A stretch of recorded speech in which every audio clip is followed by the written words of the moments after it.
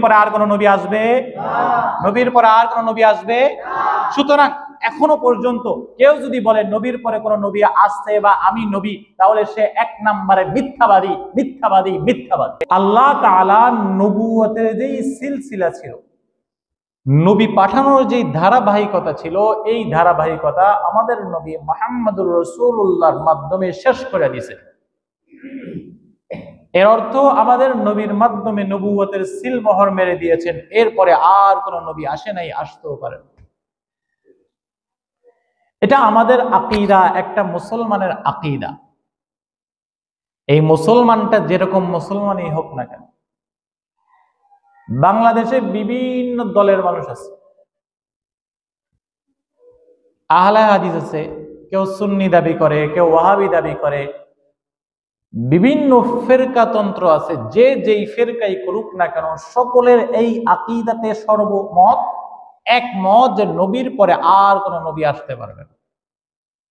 কেউ যদি এটা মনে করে নবীর পরে নবী আসতে পারে, হইতে পারে, তাহলে তার ঈমান থাকবে না। কোরআন থেকে বুঝি। আমি আপনাদের সামনে সূরা মাইদার ৩ নম্বর আয়াত তেলাওয়াত করেছি। আল্লাহ তাআলা বলেন, আল ইয়াউমা আকমালতু লাকুম দীনাকুম ওয়া আতমামতু আলাইকুম নি'মাতি। আল ইয়াউমা আকমালতু লাকুম দীনাকুম। আজকে এমন দিন, যেই দিনের মধ্যে তোমাদের দিন, তোমাদের ধর্ম পরিপূর্ণ হয়ে গেছে। আল ইয়াউমা আকমালতু লাকুম দীনাকুম ওয়া আতমামতু আলাইকুম নি'মাতি। নিয়ামতি শব্দের অর্থ হলো রাসূলুল্লাহ সাল্লাল্লাহু আলাইহি ওয়াসাল্লামের রিসালাত, নবুয়ত। আজকে এমন দিন, যেই দিনে তোমাদের দিন পরিপূর্ণ হয়ে গেছে, রিসালাতও পরিপূর্ণ হয়ে গেছে। এরপরে নতুন কোনো আর দিন আসবে না, দিন লাগবে না। এরপরে যেমন নতুন কোনো আর দিন লাগবে না, নতুন কোনো আর নবীও আসবে না। কোন জিনিস পরিপূর্ণ হয়ে গেলে তারপরে কিছু লাগে না। বলেন, আজকের এই দিনে তোমাদের দিনকে আমি পরিপূর্ণ করে দিলাম, দিন পরিপূর্ণ হয়ে গেছে। ওয়া আতমামতু আলাইকুম নি'মাতি, এবং নবুয়তের যে ধারাবাহিকতা ছিল এটাও পরিপূর্ণ হয়ে গেছে। সুতরাং দিন যেমন পরিপূর্ণ হয়ে গেছে, দিনের মধ্যে আর নতুন কিছু লাগবে না, ঠিক তেমনি ভাবে আর কোন নবীও দুনিয়ার মধ্যে আসবে না। এই আয়াতের মধ্যে বুঝতে পারলাম আল্লাহ তাআলা নবুয়তের শেষ মুহাম্মদুর রাসূলুল্লাহর মাধ্যমেই করে দিয়েছেন। সূরা আহজাবের 40 নম্বর আয়াতের মধ্যে আল্লাহ তাআলা বলেন, মা কানা মুহাম্মাদুন আবা আহাদিম মির রিজালিকুম ওয়ালাকিন রাসূলুল্লাহি ওয়া খাতামান নাবিয়্যিন। আল্লাহ তাআলা বলেন, মুহাম্মদুর রাসূলুল্লাহ কোন পুরুষের পিতা নয়, মুহাম্মদ কোন পুরুষের পিতা নয়, ওয়ালাকিন রাসূলুল্লাহি ওয়া খাতামান নাবিয়্যিন, তিনি তো আল্লাহর রাসূল এবং সর্বশেষ নবী। এই আয়াতকে মুফাসসিরিনে কেরাম তিনটা ভাগে ভাগ করেন। এক নাম্বার, আল্লাহ তাআলা বলেন মুহাম্মদ কোন পুরুষের পিতা নয়। তাফসীরে ইবনে কাসীরের মধ্যে লেখেন, মুহাম্মদ থেকে 4 জন ছেলে সন্তান জন্ম হয়েছেন। 3 জন ছেলে সন্তান খাদিজা রাদিয়াল্লাহু তাআলা আনহার গর্ভের মধ্যে হয়েছেন। একজনের নাম কাসেম, আরেকজনের নাম তাইয়্যিব, আরেকজনের নাম তাহির। এই 3 জন সন্তান, 3 জন ছেলে সন্তান খাদিজার গর্ভে জন্মগ্রহণ করেন। কিন্তু 3 জনের একজনও সাবালেক হওয়ার আগেই 3 জনই ইন্তেকাল করে যায়। কেউ সাবালেক হয় নাই। 4 নাম্বার সন্তান ইব্রাহিম, মারিয়া কিবতিয়া রাদিয়াল্লাহু তাআলা আনহার গর্ভে হয়েছেন। দুধের শিশু থাকা অবস্থায় ইন্তেকাল করে। তাফসীর ইবনে কাসীরের মধ্যে বলেন, আল্লাহ তাআলা এই কথার দ্বারা এই কথাই বুঝাইতে চাইছেন, বাবা মারা যাওয়ার পরে তার জিনিসের স্থলাভিষিক্ত হয়, মালিক হয় সন্তান। বাবা মারা গেলে তার যেই সমস্ত দায়িত্ব ছিল সেগুলো তার অর্পণ করা হয় সন্তানের উপর। তার দায়িত্বগুলো সন্তানই পালন করে। নবী মারা যাওয়ার পরে নবীর কোন সন্তান পুরুষ যদি থাকতো তাহলে নবীর স্থলাভিষিক্ত হওয়ার সম্ভাবনা থাকতো। আল্লাহ প্রথমেই বলে দেয় নবুয়তের যেই সম্ভাবনা স্থলাভিষিক্ত হওয়া আছে, কোন পুরুষের পিতাই নয়, তার স্থলাভিষিক্ত কেউ হতে পারবে না। আয়াতের প্রথম অংশে আল্লাহ বলে দেয় নবুয়তের যে স্থলাভিষিক্ত হওয়া, নবুয়তের যে দ্বিতীয় হওয়া, এটা হতেই পারে না, কেননা মুহাম্মদ কোন পুরুষের পিতাই ছিল। দ্বিতীয় অংশের মধ্যে আল্লাহ তাআলা বলেন ওয়ালাকিন রাসূলুল্লাহি ওয়া খাতামান নাবিয়্যিন, মুহাম্মদুর রাসূলুল্লাহ কেবলমাত্র শুধুমাত্র আল্লাহর রাসূল এবং সর্বশেষ নবী। এই আয়াতের দুই ব্যাখ্যা করা হয়। এক ব্যাখ্যা হলো নবী আসার যত সিলসিলা ছিল সবার শেষ নবী হলো মুহাম্মদুর রাসূলুল্লাহ সাল্লাল্লাহু আলাইহি ওয়াসাল্লাম। দ্বিতীয় ব্যাখ্যা হলো নবী আসার যত সিলসিলা ছিল এই নবী আসার সিলসিলার সর্বশেষ সিল মোহর মারা হয়েছে আমাদের নবী মুহাম্মদুর রাসূলুল্লাহর মাধ্যমে। ওয়া কানা আল্লাহু বিকুল্লি শাইইন আলিমা, আর তিনি যে সর্বশেষ নবী, তারপরে আর কোন নবী আসবে না, এই বিষয়ে আল্লাহ তাআলা আগেই থেকেই জানতেন। তাফসীরে জালালাইনের মধ্যে আল্লামা জালালউদ্দিন মুহাল্লি রাহিমাহুল্লাহ তাআলা বলেন মা কানা মুহাম্মাদুন নাবা আহাদিম মির রিজালিকুম, এই অংশের মধ্যে আল্লাহ তাআলা বলতেছেন মুহাম্মদ কোন পুরুষের পিতা নয়। এখানে আরেকটা জিনিস আছে, সেটা কি? মুহাম্মদুর রাসূলুল্লাহ সাল্লাল্লাহু আলাইহি ওয়াসাল্লামের একটা পালক পুত্র ছিল। এই কথাটা ভালো করে বুঝবেন। মুহাম্মদুর রাসূলুল্লাহর একটা পালক ছেলে ছিল যাকে সে পালতেন। ছেলেটার নাম যায়েদ। ছেলেটার নাম কি? যায়েদ। ইসলামের প্রথম যুগে সবাই তাকে নবীর ছেলে বলতো, যায়েদ ইবনে মুহাম্মদ বলতো। যায়েদ ইবনে মুহাম্মদ মানে মুহাম্মদের ছেলে যায়েদ, এই কথা বলতো। আল্লাহ তাআলা সূরা আহজাবের মধ্যে আয়াত নাজিল করে বলতেছেন মা কানা মুহাম্মাদুন আবা আহাদিম মির রিজালিকুম, মুহাম্মদ কোন পুরুষের পিতা নয়। এই আয়াত দ্বারা আল্লাহ এটাই বুঝাইতেছেন যায়েদ মুহাম্মদের কোন ছেলেই নয়। এখন আসেন, পালক ছেলেকে কোরআনের ভাষায় কোন ছেলেই না। সূরা আহজাবের শুরুতে বলেন যাকে আমরা ছেলে ডাকি, যাকে আমরা বাবা ডাকি, ডাইক্কা বাবা ডাইক্কা সন্তান, বাস্তবে কোনো সন্তানই নয়, বাস্তবে কোনো পিতাই নয়, বরং এটা গুনাহ।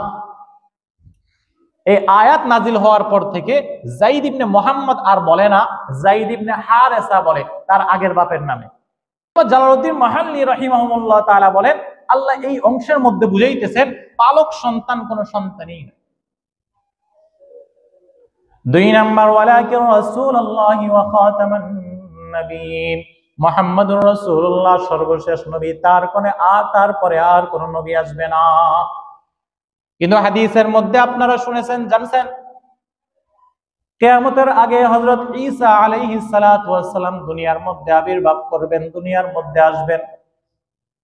ঈসা আলাইহিস সালাতু ওয়াস সালাম তো পয়গম্বর, জলিলুল কদর পয়গম্বর।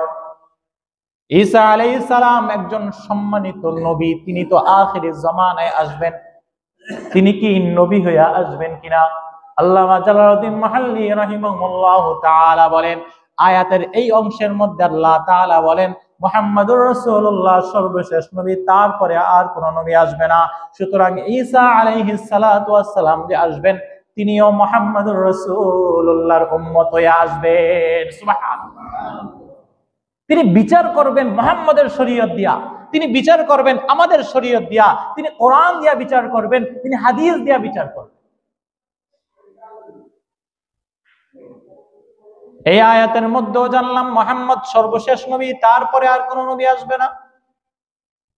হাদিস দ্বারা বুঝি বুখারী শরীফের 3535 নম্বর হাদিস, عن أبي هريرة رضي الله تعالى عنه أن النبي صلى الله عليه وسلم قال, হযরত আবু হুরায়রা রাদিয়াল্লাহু তাআলা আনহু বলেন রাসূলুল্লাহ সাল্লাল্লাহু আলাইহি ওয়াসাল্লাম বলেছেন ইন্না মাসালি ওয়া মাসালিল আমবিয়া'i মিন কিবালি, আমার এবং আমার পূর্ববর্তী যত নবী আসছে সমস্ত নবীর উদাহরণ হলো কামাসালি রাজুলিন বানা বাইতান, এক ব্যক্তির মতো যে একটা ঘর বানাইছেন, ফাহসানাহু ওয়া আজমালাহু, যে ঘরটা অনেক সুন্দর করে বানাইছেন, অনেক চাকচিক্য করেছেন, অনেক চমৎকার করে সাজাইছেন, অনেক রকমের ডিজাইন করেছেন, এত সুন্দর ঘর বানাইছেন, মানুষজন সেই ঘর দেখতেছে, তাওয়াফ করতেছে, ঘুরে ঘুরে সেই ঘরটা দেখতেছে, এত চমৎকার ঘর, এত সুন্দর ঘর। এই ঘর দেখতে দেখতে যায় দেখে ঘরের একটা জায়গার মধ্যে একটা ইট ফাঁকা, ইট দেওয়া হয় নাই। কি দেওয়া হয় নাই? একটা ঘর বানাইছে, সুন্দর ঘর, সব ডিজাইন সব ঠিকঠাক আছে, কিন্তু এক জায়গাটা ফাঁকা, সেখানে একটা ইট পড়ে নাই। কি বলবেন আপনারা, ঘরটা পরিপূর্ণ হয়েছে? মুহাম্মদুর রাসূলুল্লাহ বলেন, আনাল্লাযিনা, আমি সেই ইট, ওই ইটের মাধ্যমে, ওই ইট ওই নবী দেওয়ার মাধ্যমে নবুয়তের ঘর পরিপূর্ণ হয়ে যাবে। ঘর পরিপূর্ণ হওয়ার জন্য শেষ ইট যেই প্রয়োজন, ওই শেষ ইটটাই হইলাম আমি। আমার দাগ লাগায় দিলেই পুরা নবুয়ত পরিপূর্ণ হয়ে যাবে। অর্থাৎ এরপরে ঘরের মধ্যে আর হাত দেওয়া লাগবে না, আমার পরে আর কোনো নবীও আসবে না। বুঝছেন কথা? 2 নাম্বার হাদিস, মুসলিম শরীফ 5999 নাম্বার হাদিস, চমৎকার হাদিস। রাসূলুল্লাহ সাল্লাল্লাহু আলাইহি ওয়াসাল্লাম বলেন, আনা মুহাম্মদ, আমি হলাম মুহাম্মদ। মুহাম্মদ মানে আমি প্রশংসনীয়, আমার প্রশংসা সবাই করতে হবে। আমার চেহারা দেখলে প্রশংসা করতে হবে, আমার কথা শুনলে প্রশংসা করতে হবে, আমার আচরণ দেখলে প্রশংসা করতে হবে, আমার কর্ম দেখলে প্রশংসা করতে হবে, আমার জীবনী দেখলে প্রশংসা করতে হবে, আমার যত কিছু আছে সমস্ত কিছুই প্রশংসনীয়। সুবহানাল্লাহ বলবেন না? নবীজির সমস্ত কিছুই প্রশংসনীয়। কাফেররা পর্যন্ত নবীজির চরিত্রের প্রশংসা করেছেন, কাফেররা পর্যন্ত নবীজির বিরোধিতা করতে পারে নাই। কাফেররা পর্যন্ত বলতেন নবীজির চেহারা এত সুন্দর, যেই চেহারার দিকে তাকাইলেই তাকায় থাকতে মনে চায়। নবী বলেন, আনা মুহাম্মদ, আমি প্রশংসনীয়। নবী বলেন, আনা আহমদ, আমি অতি প্রশংসনীয়। আমাকে এমন প্রশংসা করা হয়, ফেরেশতারা পর্যন্ত আমার প্রশংসা করে। প্রতি খুতবার মধ্যে আমরা পড়ি, ইন্নাল্লাহা ওয়া মালাইকাতাহু ইউসাল্লুনা আলান নবী। আমরা এটার বানাইছি মিলাদের আয়াত। এর আয়াত আজীব একটা অবস্থা আমাদের, মানে এমন হালত আমাদের, কোনটা কোন জায়গায় ফিট খায় কোনো ঠিক ঠিকানা নাই। মৌলবী সাহেবরাও বানায় নিয়েছে, আমরাও শুনে শুনে শিখে দিয়েছি। এটা মিলাদের আয়াত। কি বলছে এটা মিলাদের আয়াত? ইন্নাল্লাহা আইয়ুহাল্লাযীনা আমানু, হে ঈমানদাররা, সাল্লু, তোমরাও বেশি বেশি নবীর জন্য দুরূদ পাঠাও, দুরূদ পড়াও, ওয়া সাল্লিমু তাসলিমা, এবং সালাম পাঠাও, শান্তির দোয়া করতে। তো নবী এমন প্রশংসনীয়, যার প্রশংসা ফেরেশতা করে, যার প্রশংসা আল্লাহ করে, যিনি বানাইছেন তিনিও প্রশংসা করে। নবী বলেন, আনা মুহাম্মদ, আমি প্রশংসনীয়, আনা আহমদ, আমি অতি প্রশংসনীয়, আনাল মাহি আল্লাযী ইউমহা বিল কুফর, আমি এমন মাহি যার মাধ্যমে আল্লাহ তাআলা দুনিয়ার মধ্যে কুফরকে মিটাইয়া দিবে। সুবহানাল্লাহ। আরবের মধ্যে মূর্তি পূজায় ভরা ছিল, সমস্ত মানুষ মুশরিক ছিল। নবীর মাধ্যমে আল্লাহ তাআলা পুরা আরব থেকে পুরা দুনিয়ার মধ্যে কুফরকে আল্লাহ তাআলা মিটাইয়া দিবেন। আজকে আফ্রিকার জঙ্গলে যান, সেখানেও আল্লাহ তাআলার আযান উচ্চারণ হয়। নবী বলেন, আনাল হাশির আল্লাযী ইহশারুন নাস আলা আকিব, আমি এমন হাশির যার পিছনে আল্লাহ তাআলা কিয়ামতের ময়দানে সমস্ত মানুষকে জমায়েত করবে। সুবহানাল্লাহ বলবেন। নবী বলেন, আনাল আকিব ওয়াল আকিবুল্লাযী লাইসা বা'দাহু নবিয়্যুন, আমি আকিব, আর আকিব বলা হয় ওই ব্যক্তিকে যার পরে আর কোন নবী আসতেই পারে না। সুবহানাল্লাহ। নবী শেষ নবী, এরপরে আর কোন নবী নেই। একটা হাদিস শুনাই। রাসূলুল্লাহ সাল্লাল্লাহু আলাইহি ওয়াসাল্লাম বলেন, কিয়ামতের আগে আমার কিছু উম্মত, এই হাদিসটা ভালো করে বুঝবেন, শুনবেন, লাগাইবেন, চিন্তা করবেন যে এই জমানায় চলতেছে কিনা। নবী বলেন, আমার কিছু উম্মত, আমার কতিপয় উম্মত মুশরিকদের সাথে মিলিত হয়ে যাবে, মূর্তি পূজকদের সাথে মিলিত হয়ে যাবে, কুফফারদের সাথে মিলিত হয়ে যাবে, এমনকি তারা মূর্তি পূজাও করবে। দুর্গা পূজা আসলে, দুর্গা পূজা চিনেন না? দুর্গা পূজা আসলে দুর্গা পূজায় খালি হিন্দুরাই যায় না মুসলমানরাও যায়? মুসলমানরা যায় ওখানে কিছু খায় না? হ্যাঁ, খায় না? হাদিস মিলাইয়েন। আল্লাহর নবী বলেন কিয়ামতের আগে আমার কতিপয় উম্মত মুশরিকদের সাথে মিলিত হবে, এমনকি মূর্তি পূজা পর্যন্ত করবে। অনেকেই বলে ধর্ম যার যার, উৎসব সবার। ধর্মটা হিন্দুর হইলে কি হয়েছে, উৎসবটা তো আমাদের। দুর্গা পূজা উৎসব, এটা আমাদের উৎসব। যেই ব্যক্তি বলবে দুর্গা পূজা আমাদের উৎসব, সাথে সাথে বলবেন তোর ঈমান নাই, তোর ঈমান থাকতে পারে না। তোর উৎসব কেমনে দুর্গা পূজা হয়? দুর্গা পূজা হিন্দুদের উৎসব, মুসলমানের উৎসব হলো ঈদ, মুসলমানের উৎসব হলো ঈদ উল ফিতর, মুসলমানের উৎসব হলো কোরবানির ঈদ। দুর্গা পূজা মুসলমানের উৎসব। আল্লাহ নবী বলেন কিয়ামতের আগে আমার কতিপয় উম্মত যারা মুশরিকদের সাথে মিলিত হইয়া এমনকি মূর্তি পূজা করবে।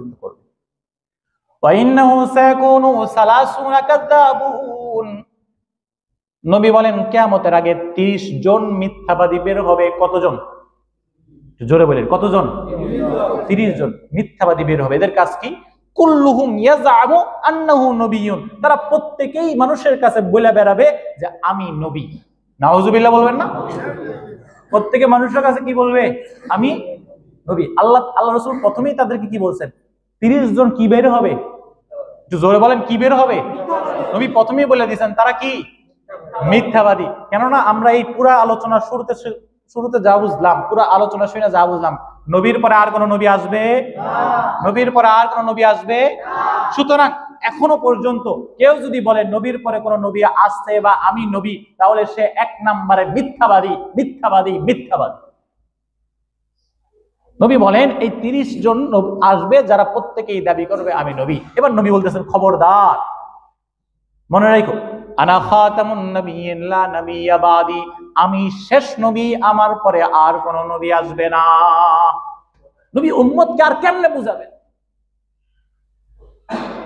এদেরকে বলা হয় কাদিয়ানী। এদের কি বলে? কাদিয়ানী। এরা দাবি করে এদের যে নেতা তাকে বলা হয় গোলাম আহমদ কাদিয়ানী। এই গোলাম আহমদ কাদিয়ানী দাবি করছিল সে শেষ নবী, সে হলো নবী, আল্লাহর পক্ষ থেকে নবী পাইছে। আমরা হাদিস থেকে কি বুঝলাম? কেউ যদি দাবি করে নবী, সে কি বাদী? সে কি বাদী? আল্লাহর রাসূলের পরে কেউ নবী দাবি করলে সে কাফের, আর কাফেরদের অনুসারীরাও কাফের। সুতরাং গোলাম আহমদ কাদিয়ানীও কাফের, তার উম্মত যারা দাবি করবে তারাও কাফের। এই ব্যাপারে দীর্ঘ সময় আবেদন চলে, দীর্ঘ সময় আন্দোলন চলতেছে কাদিয়ানীদেরকে কাফের ঘোষণা করা। আমি জানি না আমাদের সরকারের কি হয়ে যায়, তারা গোলাম আহমদ কাদিয়ানীকে কেন কাফের ঘোষণা করতে ডরায় আল্লাহ ভালো জানে। হুঁশিয়ার থাকবেন।